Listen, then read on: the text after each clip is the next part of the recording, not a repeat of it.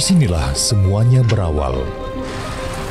Sungai Musi dengan dermaga perdagangannya bukan hanya urat nadi perekonomian.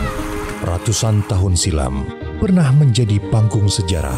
Perdagangan dunia dan rempah adalah kata kuncinya.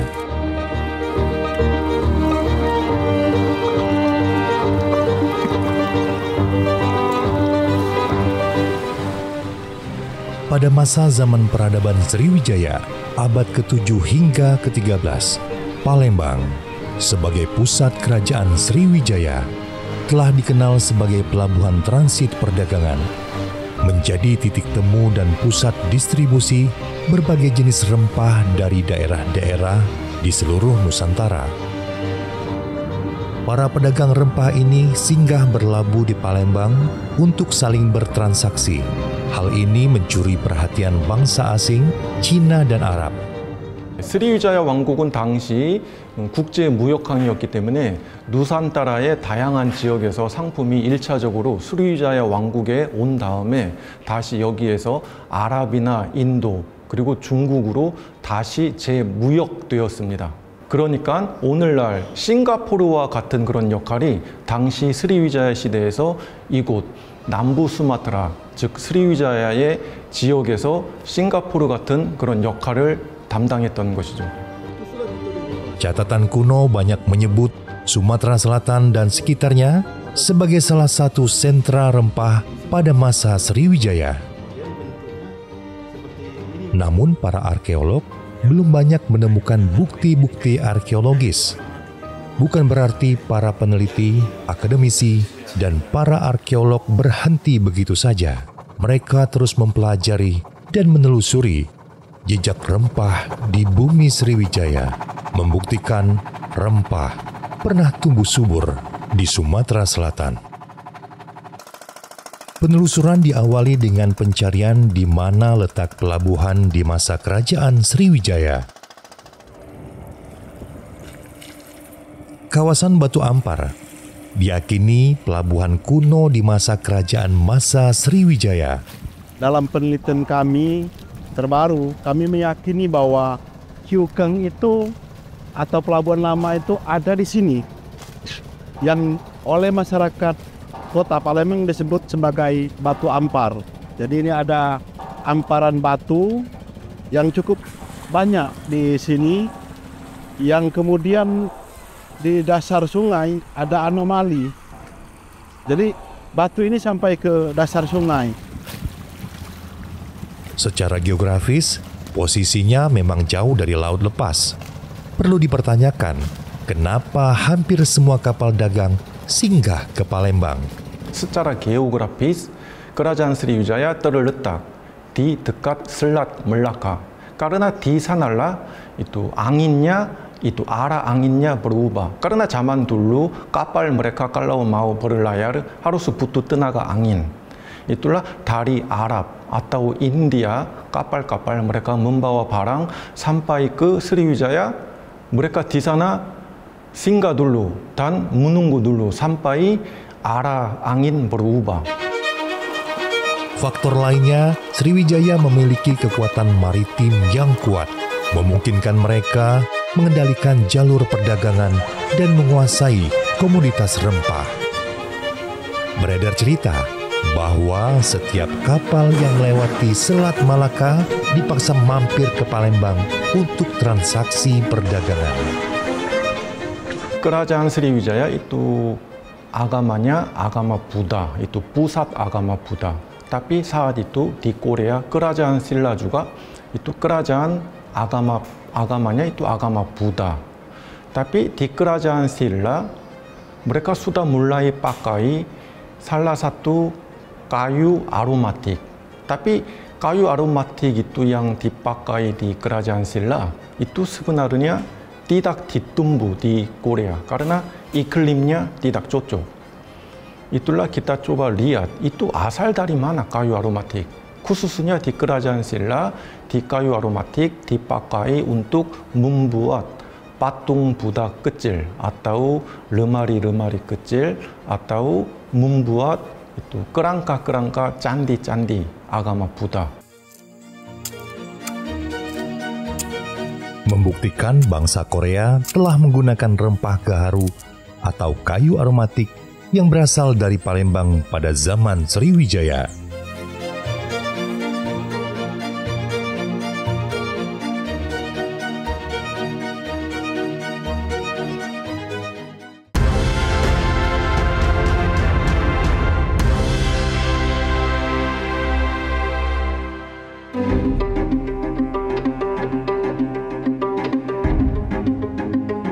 Menurut catatan G. van Sevenhoven, rempah pada masa Kesultanan Palembang dibawa dari pedalaman Sumatera Selatan atau uluan melalui jalur sungai. Mengarahkan pemikiran kita pada masa lalu ketika Sumatera Selatan secara kultural, secara budaya itu dikenal juga sebagai daerah atau bumi Batang Hari 9. Karena mengapa? Karena di Sumatera Selatan itu mengalir ada 9 sungai yang besar yang semuanya bermuara ke Sungai Musi. Nah, dengan bermuaranya sungai-sungai besar yang berjumlah 8 itu ke Sungai Musi dari Uluan, itulah sebagai sarana moda transportasi mereka untuk menuju ke pasar Palembang. Rempah-rempah ini dari daerah sumbernya dibawa dengan rakit melalui sungai. Lada dari Musirawas dan dari Oku Selatan, pala dari Lahat dan Musi Banyuasin, cengkeh dari Pagar Alam dan Oku Timur, serta kayu manis dan kapulaga dari Empat Lawang, Banyuasin, Gaharu. Jika ditelusuri, hulu sungai ini hingga bermuara ke Sungai Musi Palembang, terbagi 3 jalur, yaitu dari Musirawas ke Musi, jalur tengah, Komering, Lematang, dan Palembang, serta jalur selatan, Komering, Ogan, dan Lempuing, kemudian lanjut ke Lampung.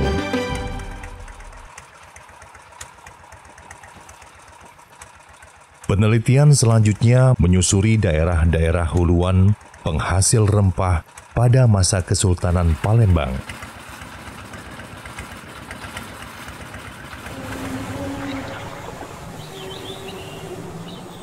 Banyuasin dulu dikenal sebagai penghasil pohon gaharu. Sejenis rempah aromatik ini tumbuh di daerah gambut.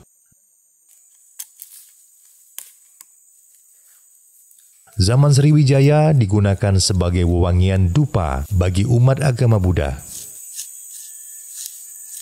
Jangan tes wanginya aja, Pak. Ini kok jadi dengan teman yang terakhir ini diajar. Salah satu rempah yang banyak dicari dan menjadi primadona perdagangan adalah gaharu, Bu. Dan ini dikategorikan sebagai rempah wangi atau aromatik. Di masa saat itu, gaharu dipakai untuk pengobatan dan juga ritual agama dari berbagai bangsa, baik dari timur misalnya dari Cina maupun dari barat seperti Arab, India, kemudian juga dari bangsa Eropa seperti Yunani dan Romawi. Saat itu masih mereka mencari di dalam hutan, belum dibudidayakan. Dibudidayakan itu baru ada sekitar ya masa-masa sekarang inilah. Di masa itu banyak orang-orang mencari di pedalaman. Orang pedalaman itu ya mereka membarter ke beberapa pedagang yang datang, kemudian dibawa ke Palembang dan di Palembang dibeli oleh pencari yaitu pedagang-pedagang asing.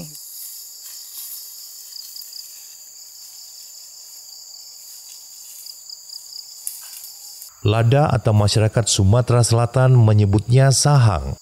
Lada adalah paling primadona karena diburu oleh pedagang dari seluruh dunia.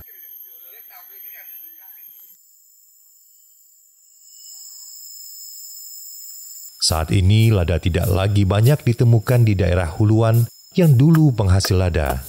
Di daerah Oku atau Ogan Komering Ulu, petani menanam lada tumpang sari dengan kopi. Menurut mereka, lada tidak lagi seharum zaman dahulu. Padahal dahulu, Oku dikenal sebagai penghasil lada cukup besar dan dibawa ke Palembang melalui Sungai Komering. Biasanya dibawa menggunakan rakit bersama dengan hasil bumi lainnya oleh pesirah untuk diserahkan ke Sultan Palembang.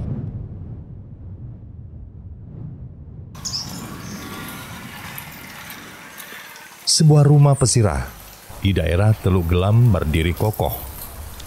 Dahulu rumah ini adalah rumah pesirah, tempat petani menjual rempah. Sistem perdagangan di masa Kesultanan Palembang, pesirah membeli rempah ke petani. Pesirah menyerahkan ke jenang. Terakhir, baru jenang menyerahkan kepada Sultan Palembang. Masyarakat marga Pegagan Ulu Suku 1 pada zaman kolonial Belanda membudidayakan lada atau sahang, dan hasilnya dijual ke Pasirah sebagai kepala marga. Oleh Pasirah baru dijual ke Sultan di Palembang. Di daerah Ogan Komering Ulu atau Oku, sistem ini masih diterapkan sampai sekarang. Bedanya, tidak lagi pesirah, tapi pengepul atau pengumpul. Petani menjual hasil panen ke pengepul. Mereka ini meneruskan usaha orang tua dan kakeknya. Sudah lama itu, zaman kakek dulu hingga turun ke orang tua saya, hingga turun ke saya, zaman Belanda ke Palembang lewat jalur sungai, dari Lakip.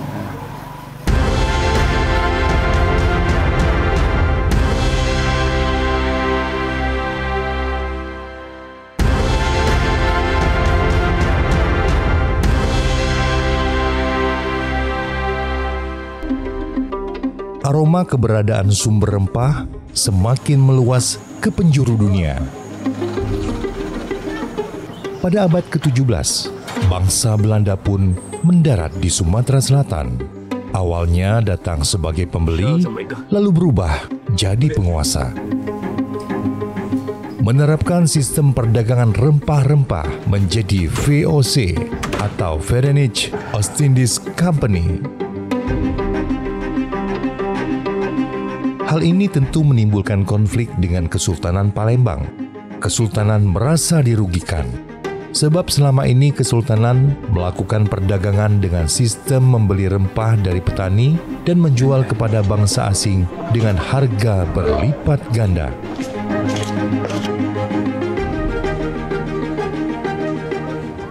Jadi ada sebuah relasi yang menarik gitu ketika Kesultanan Palembang mencapai kemakmuran melalui jalur rempah yang terbentuk di daerah Uluan.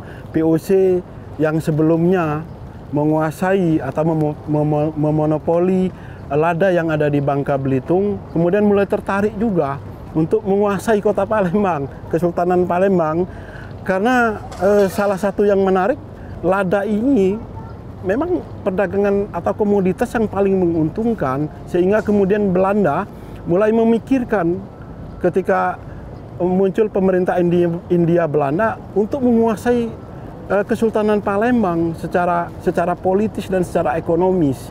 Dan itu kemudian mulai terjadi ketika di masa-masa akhir, mulai dari Sultan Mahmud Badarudin I, kemudian Sultan Sultan Muhammad Bahauddin, sampai ke puncaknya di masa Sultan Mahmud Badarudin II.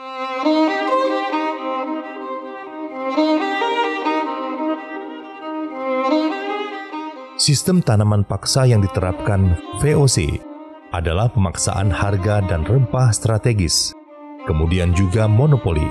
Tujuannya menguasai jalur perdagangan dan menyingkirkan pesaing lain, termasuk pedagang lokal dan pedagang dari negara Eropa lainnya.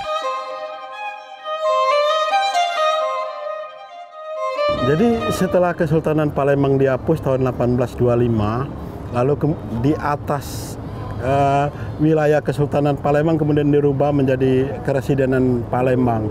Nah, sejak saat ini perlahan-lahan gitu, tanaman rempah yang merupakan primadona perdagangan di Palembang pada waktu itu dan di Sumatera Selatan secara umum ini mulai mengalami pergeseran. VOC memaksa petani beralih ke tanaman komersil seperti kopi, sawit, dan karet, sebab ini dibutuhkan pasar dunia. Inilah awal meredupnya tanaman rempah. Pengaruh kehadiran VOC atau dalam hal ini Belanda ke bumi Indonesia itu cukup besar pengaruhnya. Salah satunya yang tadinya kusebutkan bahwa masyarakat Uluan itu berperahu lewat sungai dari Uluan ke Palembang, itu semenjak VOC sudah berpindah dari sungai berpindah ke jalan raya. Adanya tanam paksa membuat jalan-jalan oleh VOC dulu, sehingga di Indonesia mulailah jalan tempat kendaraan roda 4. Nah, sejak itu pula filosofi rumah-rumah panggung yang mensejajari sepanjang sungai-sungai tadi itu beralih arah hadapnya. Tadinya menghadap ke sungai, mengarah hadap balik ke jalan sehingga membelakangi sungai.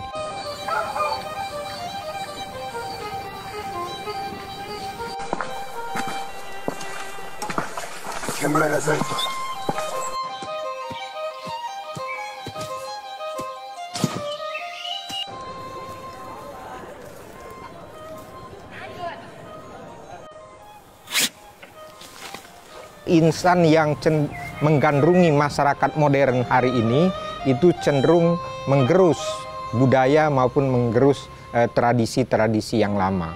Salah satunya penanaman rempah-rempah ini. Rempah-rempah berganti dengan sawit, berganti dengan karet, berganti dengan kopi.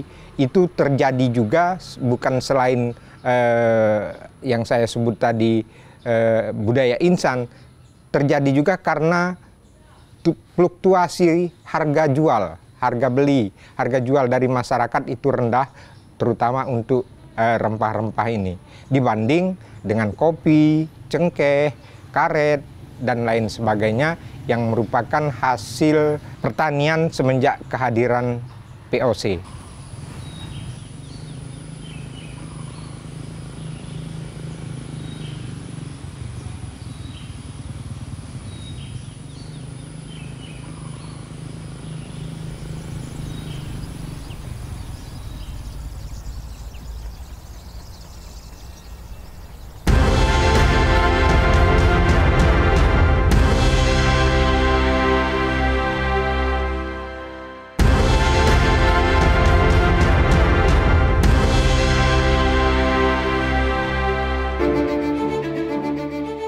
Pasca runtuhnya Kesultanan Palembang serta berkuasanya Hindia Belanda, perlahan sentra rempah yang disematkan kepada Sumatera Selatan mulai memudar. Pelabuhan pun mulai sepi dari kapal-kapal saudagar asing pedagang rempah. VOC dan kolonialisme telah mengubah menjadi sistem ekonomi eksploitatif. Kini, semua tinggal jejak bahwa Palembang, Sumatera Selatan pernah menguasai perdagangan rempah dunia. Hal ini terlihat masih banyaknya bangunan-bangunan tua bergaya kolonial Belanda. Bangunan bekas gudang-gudang tempat penyimpanan rempah-rempah.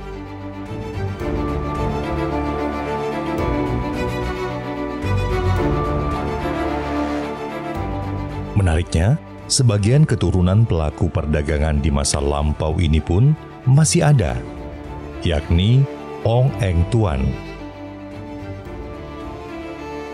Datang dari Cina ke Palembang untuk berdagang rempah, menikah dengan wanita pribumi, dan menetap di Palembang.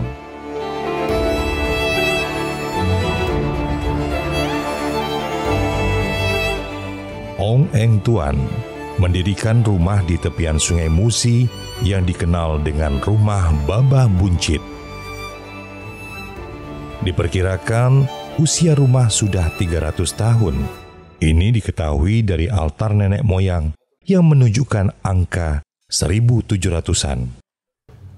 Ya, setahu saya pada abad sekitar tahun 1600-an Beliau adalah sebagai penjual rempah-rempah, Bu.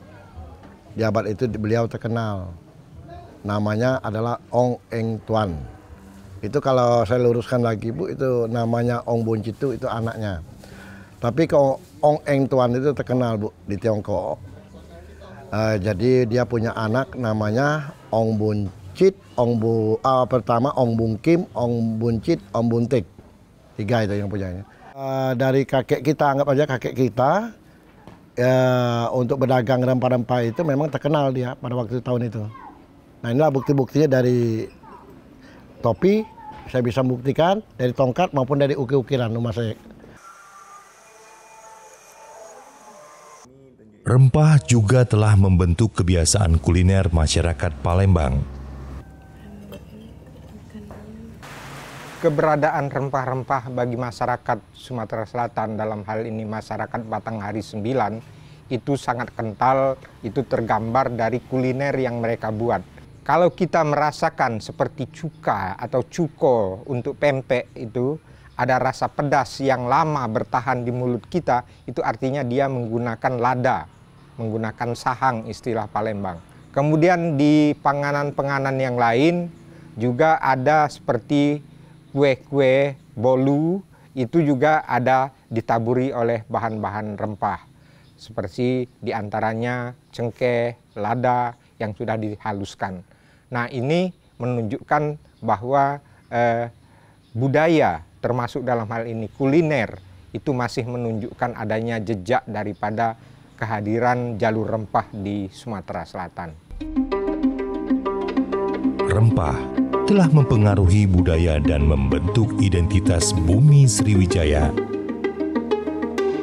Akankah masa keemasan itu terulang kembali?